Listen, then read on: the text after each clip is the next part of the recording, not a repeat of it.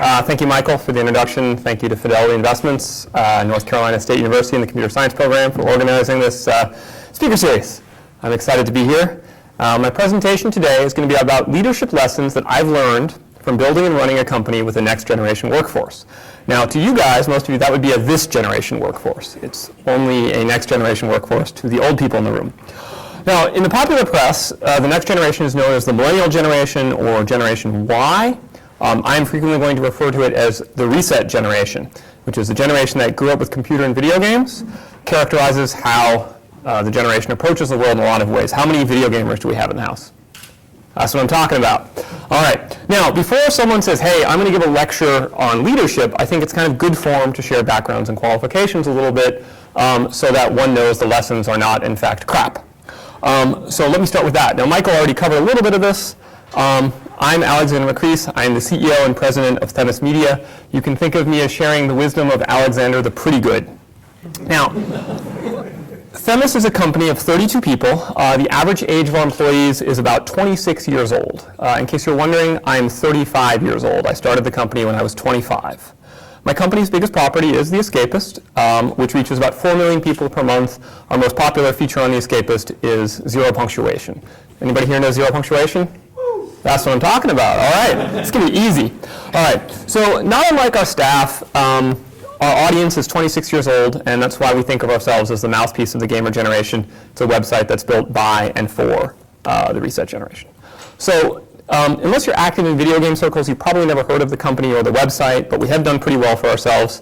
This is my bragging slide. So 2007, we won the Wall Street Journal Winning Workplace Award for Happy Employees. 2008, the People's Voice Award for Best Game-Related Website. 2008, the Webby Award for Best Game-Related Website. In 2008, I awarded myself an award for having a better speech than will.i.am or Stephen Colbert. You get 5 words at the Webbies. So Stephen Colbert's was me, me, me, me, me. will.i.am was now we know we can. And mine was Escapist Magazine, we have issues. So 2009 Webby Award for Best Game-Related Website, we won again.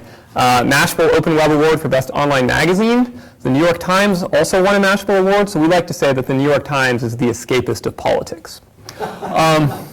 2010, CED was tricked into giving us a Company to Watch award, and a business leader was fooled into believing I was a mover and shaker. So overall, we've done pretty well.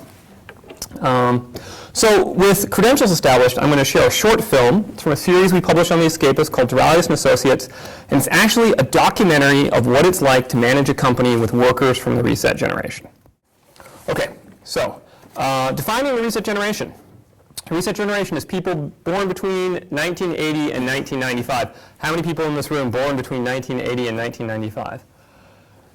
Win. All right, so easy. All right, so the oldest of you turned 21 in 2001. And for that reason, you're called the millennial generation because you came of age at the millennium. You're also called Generation Y because you succeeded my own Generation X. Whatever name you use, Generation Y is a huge cohort. It is 79 million people, which is bigger or as big as the baby boomers, depending how you count it, and 3 times bigger than my own Generation X. So there's simply not enough members of Generation X to supply the labor shortage that's expected when the baby boomers begin to retire. So for good or for ill, reset generation is going to be dominating America's future workforce very, very soon. So the question is it for good or for ill? And in the next few slides, we're going to take a look at what executives, academics, and business writers are saying about the next generation workforce. Now, for those of you who are in the next generation workforce, I would like to share with you, please don't throw tomatoes at me. So let's start with the prevailing opinion of the Gen Y work ethic. They have no work ethic. The most self-entitled, irresponsible, and immature workers to date, says the Wall Street Journal. Okay. The most demanding and coddled generation, says Ronald Alsop of Trophy Kids Grow Up. While Generation X valued money highly, we were willing to work hard for it, Gen Y has a high expectation of getting paid well and have more leisure time. They want to have their cake and eat it too, says Stacy Campbell of Coles College of Business.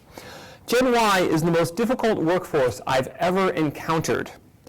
So self-indulgent as to be genuinely offensive to know, let alone supervise, says Marion Salzman, Senior Vice President of Global Advertising Agency, JWT. Okay, so that's the prevailing opinion on your work ethic. Not so great. How about relations with authority? They don't respect traditional hierarchies. Rachel Solomon from the Wall Street Journal. They value a casual working relationship with their superiors. They want to see their boss as a peer, which is interesting because he's their boss. Young employees expect to move up the ladder quickly. This causes friction when they're not shy about telling the boss they want his job, points out Red Fusion Media. Okay? So then what do they want from their boss? They demand immediate feedback. These young people simply, oops, sorry, I skipped ahead a slide. They demand immediate feedback. Millennials expect feedback and training to be ongoing and not just a one-time event, says Sharon Cunningham of Managing the Millennials. Because Gen Yers are used to playing computer games with immediate feedback on their decisions, they will want immediate feedback on their work performance as well. And I want to stop this presentation to tell you guys that you are a great audience. So, you demand immediate feedback, but then you can't cope with it. One of the biggest complaints I hear from managers about their Gen Y employees is how defensive they get when given corrective feedback. Wall Street Journal says it's because you were coddled growing up and rarely had anyone yell at you. Gen Y employees tend to have trouble accepting responsibility for shortcomings or failings in their work, and they look outward for a potential cause. Okay? This is an entire generation who have been told, you cannot fail. You will win a prize just for showing up. A generation of young professionals with overinflated egos who are unprepared for the harsh, thankless environment that is the workplace. So I take it back. You all suck. So what does a millennial do when confronted by the collision between his expectations and reality? They bounce from job to job. These young people simply choose to reset their play buttons by changing jobs, partners, or friends, instead of trying to cope with and learn from their challenges. They are an entire cohort secure in the knowledge that their well-to-do boomer parents will bail them out of financial difficulty. If they don't like their job, they chuck it in and head back to live with their parents. How many of you have at least one friend or brother or sister who has gone back home to live with the parents? Okay. So the Trophy Kids Grow Up guy, Ronald Alsop, points out that you guys are incorrigible job hoppers that rarely exhibit loyalty to any particular place of employment. Rachel Solomon has the statistic that the majority of 20-somethings job hop every 18 months. For the human resources professionals in the house, that represents a 75% annual churn. So 91% expect to stay in a job fewer than 3 years, says Generation Y in the Workplace Annual Report. So, okay, so lazy and job bouncing and disrespectful of authority, but fun to hang out with. Ugh. Okay. 24% of college students in 2006 showed elevated levels of narcissism compared to just 15% in the early 1990s. And we were already pretty narcissistic in the early 1990s, I can assure you. Since 2000, college students have become less empathetic than ever before. College kids today are 40% lower in empathy than their counterparts 20 years ago. I'm sure you're all now thinking, so what? 40% of Generation Y kids think that being narcissistic, overconfident, and attention-seeking is helpful. 57% agree that all the rest of you guys are narcissistic, self-promoting, and attention-seeking. 81% of 18 to 25-year-olds surveyed in a Pew Research Center said that getting rich is the most important thing. 51% said it was getting famous. There was sharp disagreement. So this makes for something of an ugly picture, guys, a little bit self-entitled. In fact, many business thinkers are calling you just that. Jack Halpern of the New Me generation says, these are the entitlement generation. Upstarts at the office who put their feet on their desks, voice their opinions frequently and loudly at meetings, and always volunteer, no, expect to take charge of the most interesting projects. They are smart, brash, arrogant, and endowed with a commanding sense of entitlement. Says the Generation Y Workplace Annual Report, they're a little more circumspect, they're a little nicer. They put it this way, a challenge to manage. They demand immediate feedback on performance. They expect to be consulted and included in management decisions. They demand constant intellectual challenge. That is a nice way of saying bored easily. They insist on working flexibly, choosing when and where to work. They demand as a right a new reality from work. Rosemary Hefner, this is the VP of Human Resources of Career Builder, says, this generation expects things to be delivered to them on a silver platter. They expect to be promoted in a year, They expect to have the state-of-the-art technology, and the attitude is, if you can't give it to me, I'll go someplace else. So, in short, the corporate world is finding Generation Y to be exasperating, hard to motivate, and even harder to retain. More than 60% of employers say they're experiencing tension between you guys and prior generations of workers. But here's something else that is important about Generation Y. Reality for Generation Y is really bleak. A college degree is now the minimum required to find a place in the working world that affords any chance at job satisfaction and comfort. It no longer even provides the protection against turmoil that it once did. It doesn't guarantee health insurance. It doesn't guarantee a retirement plan. Meanwhile, the cost of higher education has increased by 63% at public schools and 47% in private schools in the last 15 years. That means that most students have to borrow tens of thousands of dollars to attend and will be paying off student loans well into their 40s. And that was before the recession. Right now, 37% of 18 to 29-year-olds are either lacking a job or underemployed. For those who are working, real earnings for workers between 25 and 34 have dropped by almost 10% since 2000. Meanwhile, the baby boomers have held off on retiring, which means there's no upward mobility.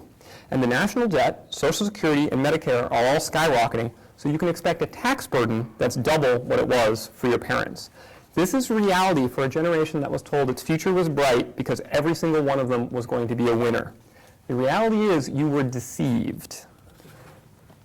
So is it any wonder, if you're an employer and you look at this, why are they jumping jobs to pursue good benefits, decent pay, and upward mobility? Well, it's because for most of them, their job isn't paying the rent and the student loans. Why are 58% of Generation Y students moving home after school in order to pay the bills?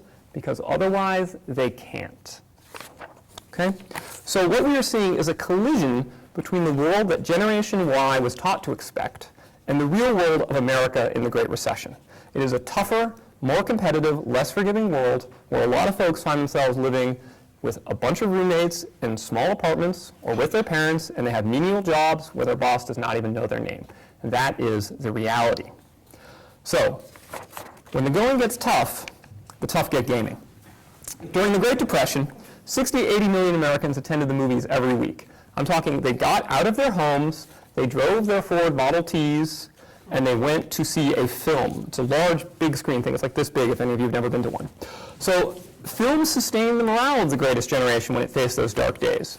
In today's dark days, the morale of Generation Y is sustained by video games. According to Pew Internet, 97% of Generation Y plays video games. It's 99% of males and 94% of females. How many males in the room play video games? That's what I'm saying. How many females in the room play video games? Do we even have 10 females? We don't. All right, well, we don't have a statistical sample, but trust me, it's 94%. All right, in fact, you guys spend more time playing games than you do watching TV, according to the 2009 State of the Media Survey. So I think the lens of video games is a great way to understand Reset Generation. Now, I'm not going to suggest that video games are this causal agent of how you behave, but I think that video games provide a metaphor to understand the generation as a whole. All right, so what have video games taught Gen Y? So here are some major characteristics of video games that I think are useful in talking about the Reset Generation. Again, not definitive of every video game, not definitive of every person of your generation, but I think definitive of a lot. So you are the hero, your avatar is customizable, difficulty can be adjusted, feedback is constant, everything's an achievement, and there's no failure, only reset. So let's start with the first one. You are the hero. Okay. So video games place you as the hero of the game world. Whether you're Master Chief saving the Milky Way from the flood, and so you see how neutral I was? I did a Halo quote with a Gears of War picture, right? Right. Or Nico Bellic, gangster in Liberty City, the story revolves around you. Now, consider how different this is from the traditional forms of entertainment it replaced. In a book or a movie, you might empathize with the hero, right? You might vicariously experience what he experiences, but ultimately you're along for the ride. But since the first time you picked up a gamepad, you've been told, no, you are in control, you are the hero.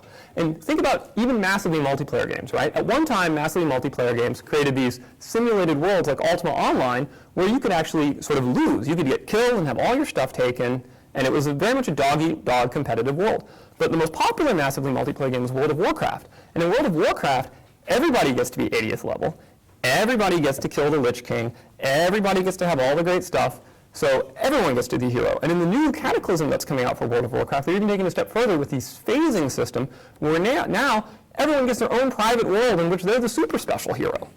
So, I mean, we're talking about the ultimate solipsistic pastime. So the takeaway is that each member of Reset Generation sees himself or herself as the hero of the story. The boss, you are not the hero. You are actually the old wizard that gives the quest at the start of the game during the tutorial, okay? So, and what they want from you, the old wizard, they don't want work, they want a quest. They want something meaningful. So you need to give meaningful work with a victory condition, okay? All right, so your avatar is customizable. So an avatar is the player's physical representation in a game world. In earlier generations of video games, player representation was fixed. But increasingly, in order to become popular, games have had to allow customization of the physical features by the player. For many gamers, avatar customization is this major selling point, right? The Me avatars on Nintendo Wii were so popular that Microsoft, Xbox, and Sony PlayStation had to copy them. And then you've got virtual worlds like Second Life or IMVU, where you have this avatar customization as a primary selling point to Gen Y. I mean, she's hot, right? That's customized.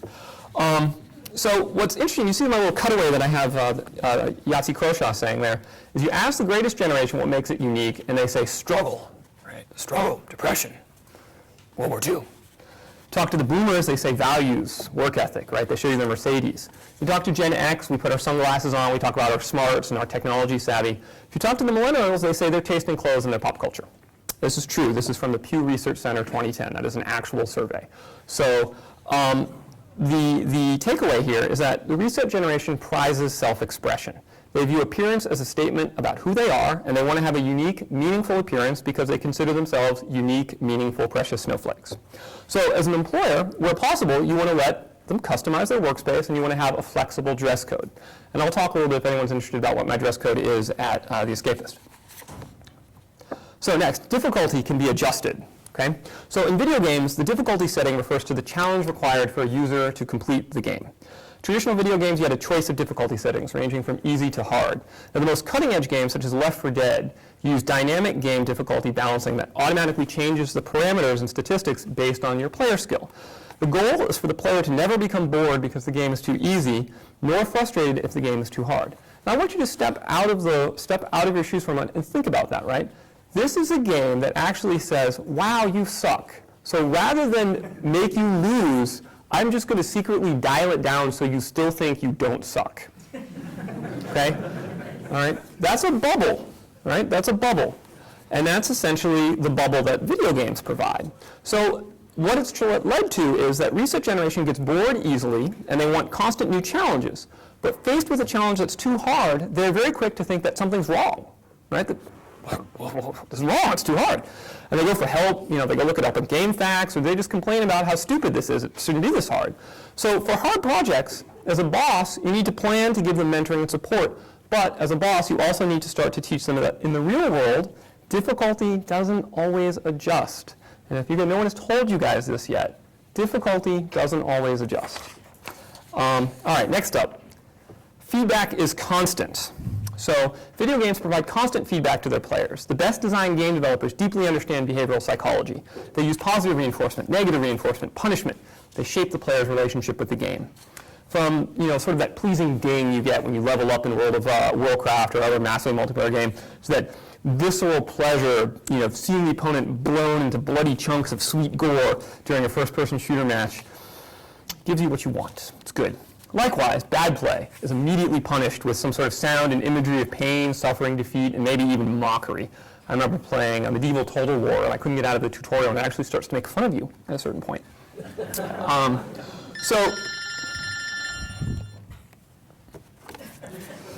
Reset Generation is my mom.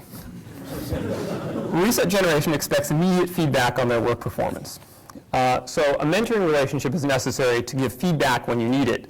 But as a boss, you also need to explain that the business world does not always center around them. So at Harvard Law School, that joke used to be that how many Harvard Law students does it take to change a light bulb? And the answer was 1. He holds it in the socket and the whole universe revolves around him. And so I think we have that. So anyway, here's another quote. Gen Yers are used to playing computer games with immediate feedback, and they want immediate feedback on their work performance as well. Also, in honor of the Matrix imagery, I would like to say, whoa. Okay, so again, you guys are a really good audience. So next up, advancement is ongoing. So starting with Pac-Man and continuing all the way to World of Warcraft, Gears of War, every video game has used this concept of levels, right, as a measure of player proficiency in the game. You start the lowest level of play. You have explicit goals for that level. Kill 10 rats. Eat all the pellets. Save the princess. From there, you rapidly progress to higher levels as soon as proficiency is demonstrated. Soon it's kill 10 dragons. Eat more pellets. Save the princess again. So the takeaway here is that since computer games provide seemingly endless goals, you guys are very goal-oriented. And you don't necessarily know this because that's just how you've grown up, but in comparison to generations that are more comfortable with ambiguity, it's very, very apparent. And because computer games allow progression to higher levels as soon as the goals are met and proficiency happens, you generally tend to seek job success and recognition right away, all right? So to the point is like, all right, well, I've learned my job, so when do I get my promotion? And the reality is it doesn't work that way. It's like, all right, you learned your job, and now you do it for a few years, is more how it works. So as a manager, working with Gen Y, you need to provide these sort of clear goals with measurable achievements, but you also essentially need to begin the re-education process. Now, I'm not saying that you need to, move them into concentration camps in Death Valley, but you do need to start teaching them that career advancement is something you measure over a lifetime and not over a year. Okay? So again, another great quote here about how computer games provide seemingly endless goals with immediate feedback, et cetera. So I share these just so that this isn't just my opinion. I'm reflecting as well a broad assortment of opinions. Okay. All right, so there is no failure, only reset. I think everyone is familiar with the reset button. On video game consoles, the reset button restarts the game, losing the player's unsafe progress. Video gamers love the reset button. In most games, they get the opportunity to save their play from time to time. Sometimes it will. You can get a major advantage by strategically using the reset button whenever you make a mistake, such as you get a character killed, right? You don't have to keep playing and suffer the consequences. You say, restart, and you start from the save point before the mistake occurred. How many of you do that? Come on. Okay, that's what I thought. All right, so this habit is so ingrained in reset generation, you don't even realize that it's weird, right? So I've had trouble when I sit down and I run classic Dungeons & Dragons campaigns, right? Any of you guys ever played like tabletop Dungeons & Dragons? A few of you. You don't have to raise your hands. I know it's embarrassing. It's okay. It's okay. Okay. But I literally had trouble explaining that if your character dies in Dungeons & Dragons, you're actually dead, right? There's no like, oh, hey, can we go back to town to my save point? No, you died. Like, he got gutted by the orc. It's game over. And people are like, well, what do you mean? But we're in that. And so this notion that everything should be resettable is a very, very foreign one. I mean, this guy, Gary Simmons, was writing in Scripps Howard News Service, but he says, is your son or daughter from what I call the reset generation, which makes quitting a habit. It doesn't matter where you pick it up. It's a no regret button. There's no accountability, right? So I actually, at one point, played a computer game called XCOM UFO Defense. I don't know if any of you have any sort of turn-based XCOM going on, right? So I played that game on mastermind difficulty without using the reset button. That is, I never, ever went back. Every gameplay, I saved it as it happened. Let me tell you, the game is hard, right? It's really hard when you can't be like, oh, I didn't like that outcome and I lost my best soldier, right? Don't you wish we could have done that with like the whole, I don't know, Second Gulf War? Okay, so, all right. So where does this leave us, right? Well, if you notice from my takeaways, the habits of the reset generation are this very mixed bag, okay? So it's important to understand where you guys are coming from, but it's important for you as well to understand that your point of view is weird, right? You're totally different from everyone else that's come before you, and not in like a unique, precious snowflake way, but like on a broad generational way. And some of what you expect will simply never be able to be offered by any company, right? So as managers, they're going to need to explain to you why what you want doesn't make sense. Much of what you want from an employer, on the other hand, can be granted. And the employers that are smart and the employers that listen and do that, those are the ones that will have retention and they will have success. So as a manager, you need to be able to differentiate between the business practices that exist for the sake of tradition and the business practices that have an underlying performance. For instance, why are performance reviews once a year? Is there any particular reason? Well, it's because we only want to give raises once a year. Okay, well, do you have to give a raise when you give a performance review? No. Okay, well, it's because our managers are so busy and they don't have time to tell their employees how they're doing. Okay, well, then you can't really complain if they suck then, can you? Right? But it's just tradition. Or an example, why does the dress code arbitrarily insist that trousers made of khaki cotton are for business, but trousers made of denim cotton are not? I don't know, but I personally like denim cotton. So the point being, you need to manage expectations that are reasonable, sort of guide them when they're not reasonable, but overall, try and fulfill the dreams that would make it a dream job, and then they'll stick around. So at this point, I want to toss it open for questions. What would you guys like to know? I put a bunch of things up here that are from my own company that I'm happy to share, policies of how we run the company, what we've done to tackle specific problems. I'm also just happy to share awful anecdotes of things that have happened in the workplace. I can discuss why I wear sunglasses in all of my photos. Whatever floats your boat. So we have about 15 minutes. So let's just open it up. All right, good. No, I'm kidding. In the back. What do employers now expect in terms of work-related experience versus education? Well, it really depends on the job. If you're hiring for entry level, then they expect you to be entry level. There definitely is this notion that the job you're looking for requires 1 to 2 years experience. Some of that can be accomplished through internships, but I think some of that is simply because a lot of graduating college students don't want to take an entry-level job. They don't want to do that job where you pay your dues and get 1 to 2 years of work experience. And partly it's you have to accept that graduating from college, you are not necessarily going to make $75,000 on your first year. There's a recent statistic that said that something like 80% of graduating college students believe they will make $75,000 a year, all right? To put that in perspective, the median income for a household in the United States is less than $50,000, right? And that's including all the baby boomers and all the people who have been working for years. So I would say, if you can't get a job that, requires 1 to 2 years of experience and you don't have 1 to 2 years of experience, the appropriate thing to do would be to dial it down and find an entry-level job. Certainly you can try and work during school, you can try and do internships. If you want a job in the game industry, you can try making games and uploading them on the websites and Flash sites and things like that. There are many jobs in our sort of creative industries out there where what they really want to see is passion. And I'll give you an example, Epic Games, right? If you give Epic Games 2 different guys, guy number 1 has a graduate degree from a really prestigious university, he has great grades, and all these awards, but he's never made a game, but he says, I love games, I've always wanted to make games. Guy number 2 went to NC State, did the concentration, and in his spare time, he made a shitload of games. Epic's like, this dude knows how to make games, right? I don't know, I mean, maybe this guy went to Oxford and hung out with people who wear berets and whatever, but he doesn't know how to make games. So I would say, figure out what it is you want to do and just sort of do it. It's a big guidepost. Yo. How exactly does the re-education process work? Because if someone tells me, well, all that you've known all your life is wrong, and we're going to have to guide you down this path now, Yep. It doesn't seem so appealing, obviously. Yep. So, give you some perspective on that. I'll give you the speech I generally give. Okay, so I will share with you virtually every performance review I've ever had for my first year of that employee. They cry, all right? They weep.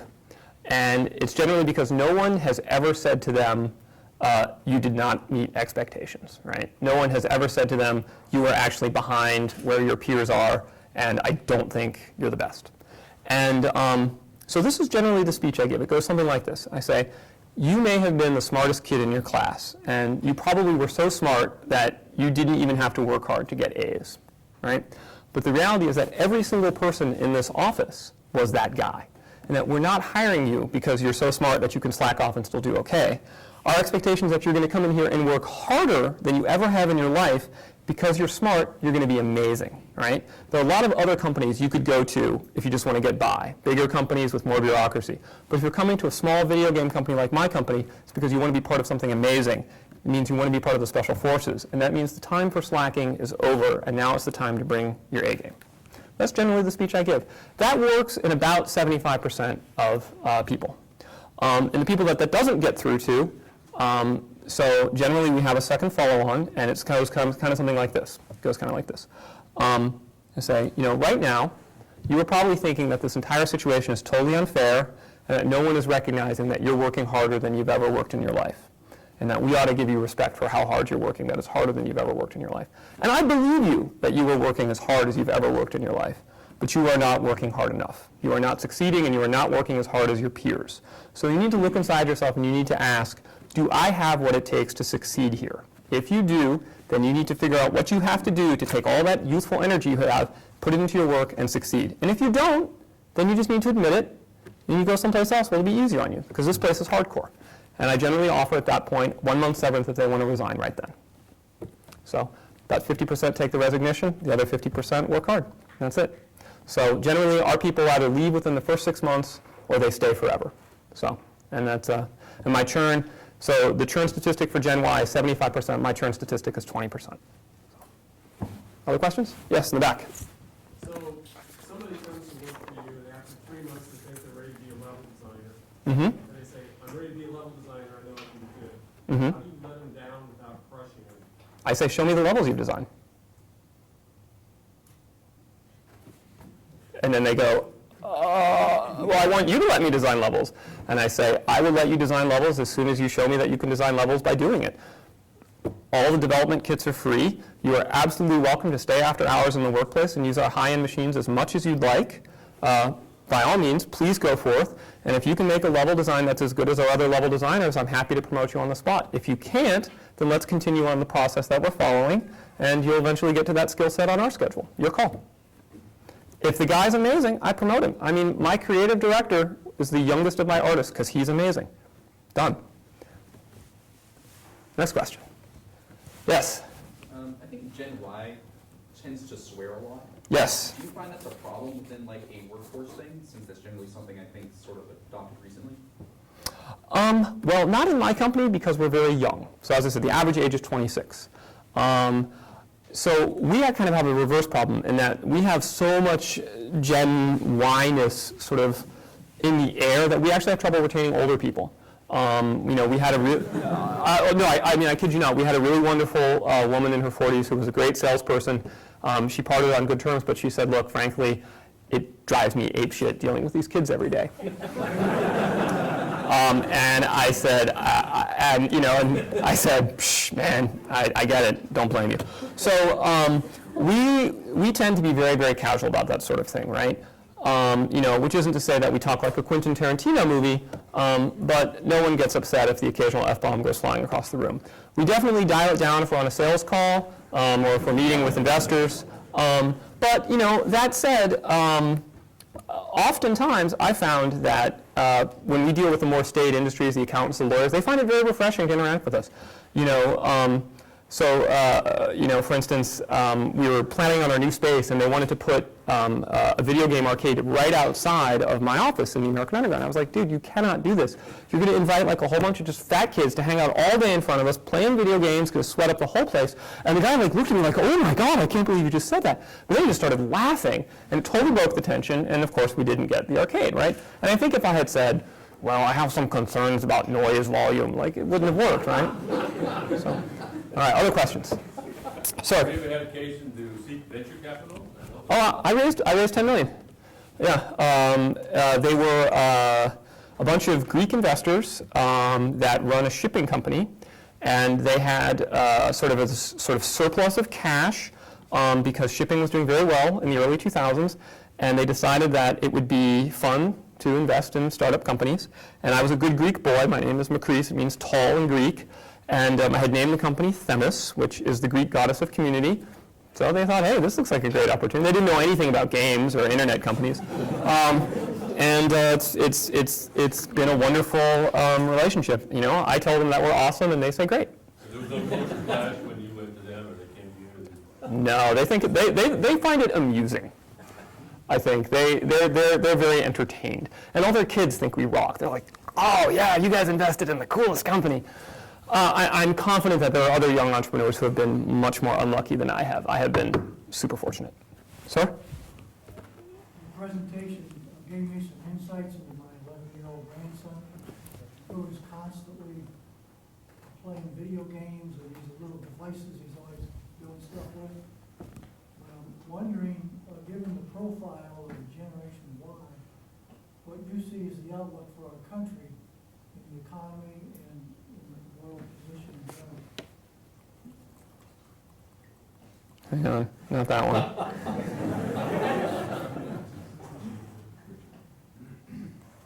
No, hang on, where is it?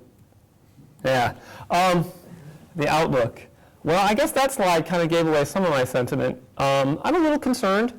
I'm less concerned, however, with Generation Y. And I'll tell you why. See what I did?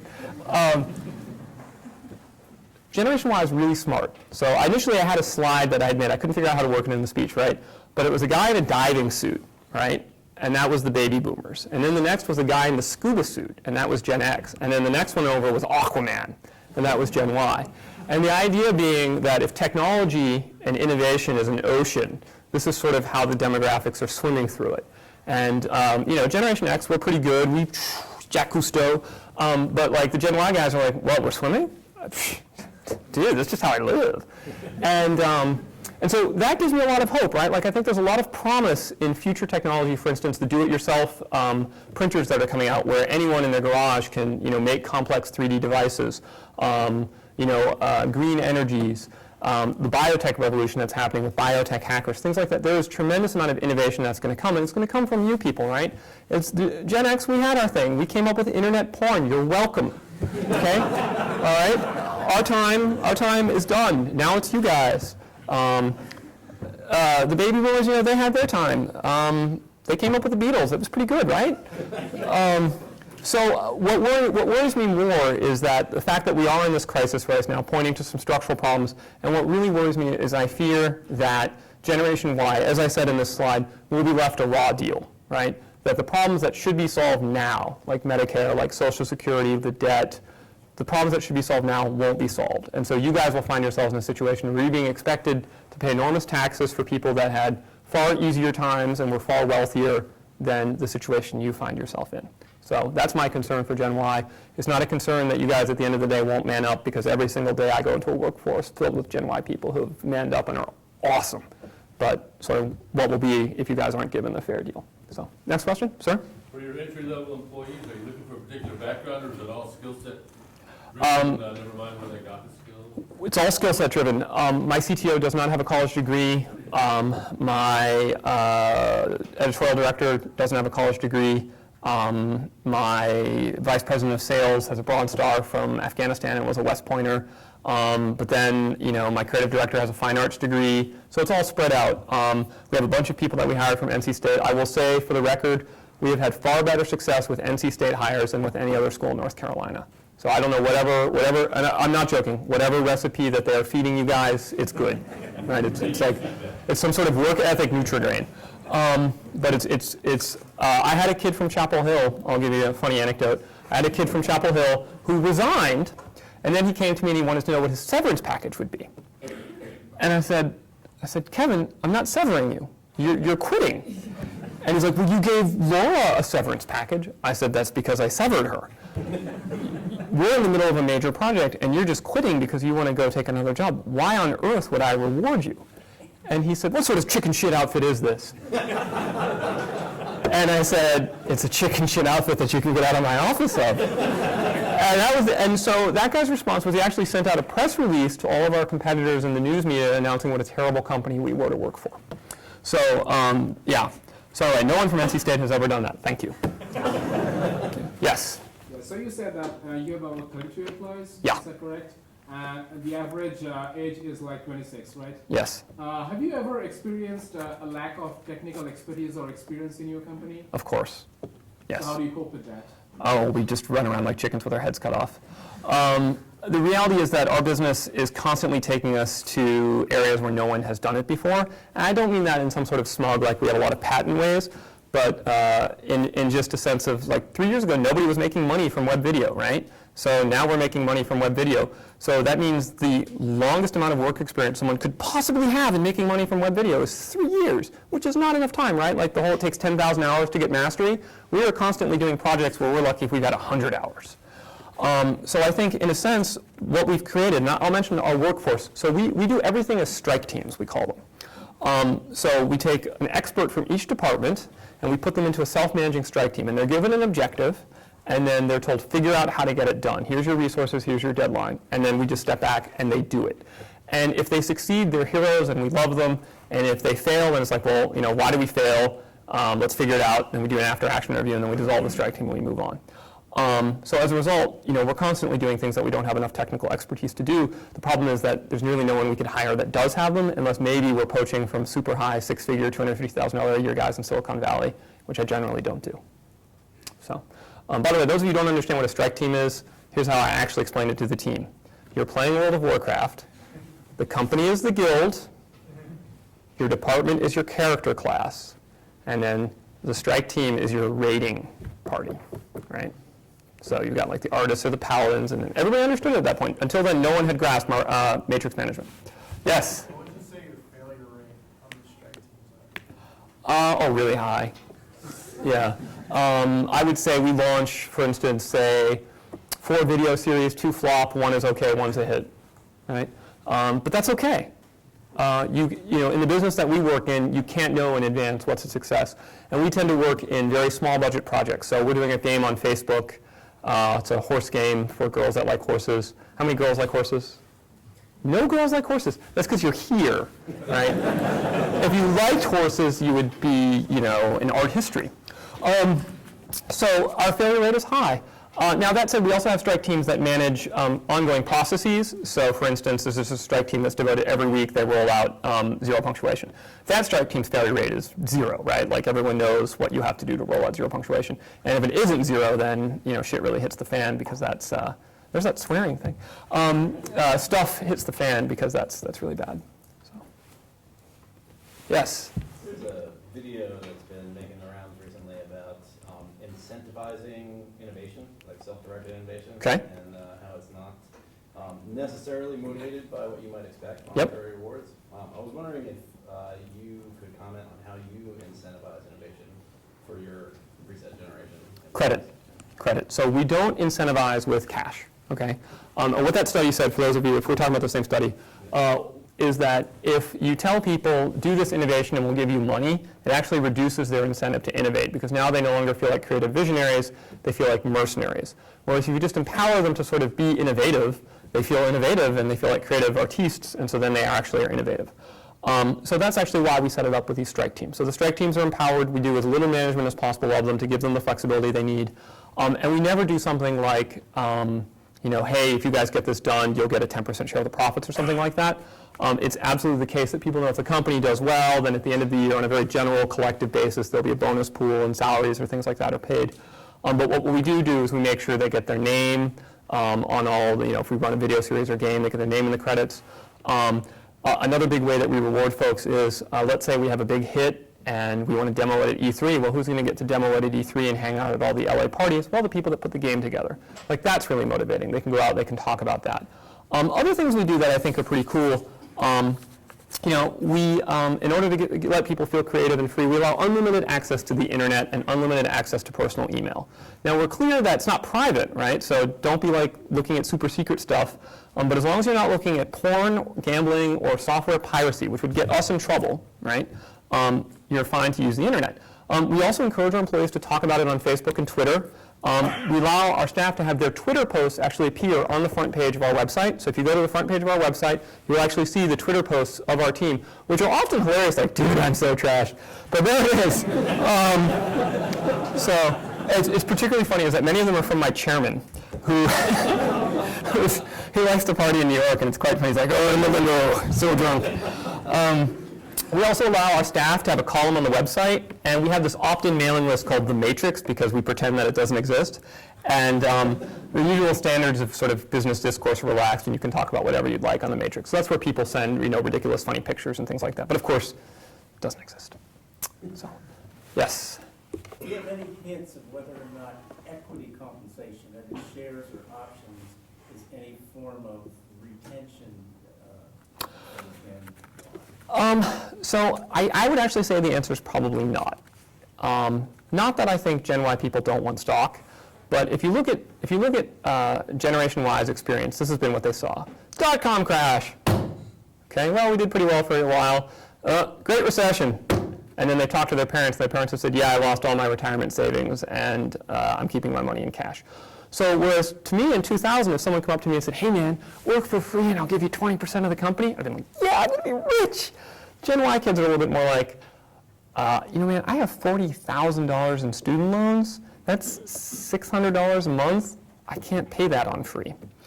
I think the way to retain Gen Y kids, honestly, give them good raises. So I'm going to share a little bit of our secret sauce. I constantly see companies, my competitors. So let's say you've hired a kid for $30,000. Okay? It's a nice, good starting salary for, say, an artist. They work for you for a year, all right? And then they come to you and they tell you, I got another job, I'm leaving, and I'll say in the exit interview, what are you being offered at the other job? Oh, they're offering me 35. Now, why is that person leaving for 35? Well, $5,000 a year extra is a lot when you're a young person. I mean, that's a huge raise to that person. But from my point of view, it cost me $10,000 just to train them, right? Like the first 3 months was a waste. They didn't know what they were doing. Now I have an artist who's experienced for a year, and they're walking out the door because I wouldn't give them $5,000 extra a year. So any good person on my team expects a 10% raise per year. And the really good people get annual 25% raise per year and have been for 5 years, right? So I hired a kid right out of a fine arts degree, 2-year degree, $20,000 a year. He makes $60,000 a year now in 4 years, okay? He didn't have to job hunt. He didn't have to bounce from job to job because he had an employer who valued him. Frankly, if you can't grow in economic value by 10% per year in your 20s, I don't want you working for me because you suck. So anyway, that's the secret to retaining Gen Y people is, make it in their financial incentive to stay, because otherwise they will leave. Because who in their right mind is going to stay at a corporation that's going to give them a 3% raise when if they trade 4 jobs over the period of 4 years, they'll get a 50% increase in their income? I mean, they're not retarded. Yes. In the back. You mentioned the last generation versus our generation. Yes. Tensions in the workforce. How do you deal with that? Well, in my workforce, the Gen Y kids win. I understand that in other companies it's more challenging. Honestly, I don't have a lot of experience in it, right? I haven't run, for instance, a Fortune 5,000 company where they've got like sort of generational mix. If I had to guess, I think the answer is to set up personal relationships. So a lot of companies view that the office should be distinct from personal life. And I think that that's a foreign concept to Generation Y. With Facebook and MySpace and social networking and text messaging and school and life, it's all blended, right? I can't tell you how many parents have called me about jobs for their kids or their kids' performance reviews, right? Which was something that never happened in the prior generation. It's all blended together. And what we found is that, and this seems like a no-brainer, but then no one will ever say it, right? But I will say it. The more friends a person has at your company, the less they will leave, right? So what I do, I encourage them to party together as often as possible. I encourage them to play Dungeons and Dragons during the work hour, to go out to lunch. I literally will force people out of the office to go to lunch. I encourage inter-office dating, far from forbidding it. We actually expect it. Well, think about it, right? If they're inter-office dating, let's say you make it against the rules, okay? Let's say that Elisa, who works for me, is a wonderful employee, right? But then she has an inter-office romance and she starts dating someone, and that's against the rules. Well, now I have to get rid of her. That was my rule. It's against the rules. Well, that sucks because she's a really good employee. It wasn't causing any problem. It was just a stupid rule designed to prevent problems. But there was no problem other than the fact that there was the rule. So our rule is, if you want to have an inter-office romance, you have to tell the boss that this is happening and sign a little waiver. Done. That way, we're protected. There's been a little waiver. It can't be in your direct chain of command. And that's it. And then it's, please, go ahead and date, right? You're all in your 20s. 50% of you are male. The other 50% are female. I mean, really? Like, the military can shoot you for disobeying their orders, and they can't stop it. So I certainly cannot. Anyway, I think I got off point, but hope that was a good answer. Yes? One more. One more. All right. Has anyone not asked a question? Who wants to ask one? All right, we'll just go with you. I know the workplace is always changing, but which do you see? Do you see Generation Y changing more to the workplace, or do you see the workplace changing more to Generation Y? I think that's a great question.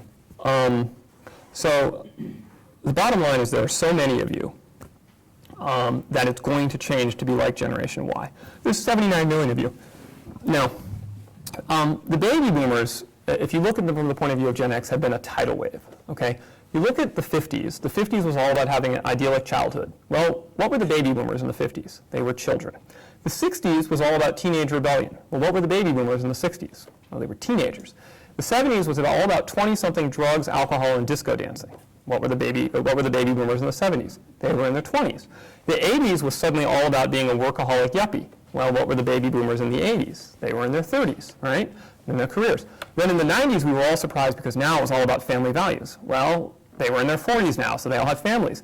And then all of a sudden in the 2000s, suddenly the whole nation was worried about Social Security and Medicare and health insurance. Shockingly, the baby boomers were now in their 50s. So as Gen X, we were tiny. Gen X, there's like 25 million of us, right? So we just sit there and we watch, we're like, hey, what about our, right? And then meanwhile, behind us is Gen Y. And so we're now in our 30s, and we're like, hey, how about work a, we get hit from the other side. So the reality is you guys are going to win. You own the future. But you own the future in America. You are up against China, India, the emerging nations. And let me tell you, right, those kids are happy to work 80 hours a week for what you make per day, right? And this notion that they can't innovate, et cetera, is fast disappearing, right? So in China, there are more geniuses, right? There are more people in the upper percentile of the IQ than there are people in America, okay? So their top 15% outnumbers our entire population. So think about that, right? And then you say, yes, the workforce will adjust to Gen Y, but will Gen Y adjust to the competitive pressures that the world is facing? I think you will, and I think you will prosper, but you have to. Does that answer the question? Great. Okay, well, that was my last question. Thank you so much. All right, thank you guys. You were a wonderful audience.